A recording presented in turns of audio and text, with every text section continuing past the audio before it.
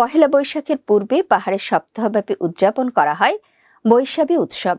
আর বিজু উৎসবের মধ্য দিয়ে পার্বত্য জেলার রাঙামাটিতে ক্ষুদ্র নৃগোষ্ঠীদের 3 দিনব্যাপী বৃহত্তর সামাজিক উৎসব বৈশাখী উদযাপিত হয়। এদিন পাহাড়ের পল্লীতে আগত অতিথিদের আপ্যায়ন করা হয় পাজন দিয়ে।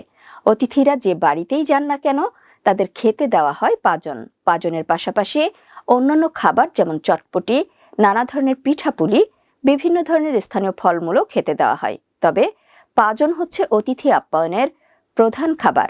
রাঙামাটি প্রতিনিধি মঈনুদ্দিন বাপ্পির প্রতিবেদনে দেখুন বিস্তারিত। পাজন রান্নার ইতিহাস কয়েকশো বছরের পুরনো। পাহাড়ের অন্যান্য সম্প্রদায় খাবারটিকে ভিন্ন ভিন্ন নামে অভিহিত করলেও চাকমা জনগোষ্ঠীর দেওয়া পাজন শব্দটি জনপ্রিয়তা পেয়েছে বেশি। পাহাড়ি সম্প্রদায় বিজুর দিনে এ খাবারটি রান্না করবেই। অনেকের মতে পাজন শব্দটি এসেছে বাংলা শব্দ পাঁচন থেকে। শব্দগত মিল থাকলেও বাঙালির পাঁচনের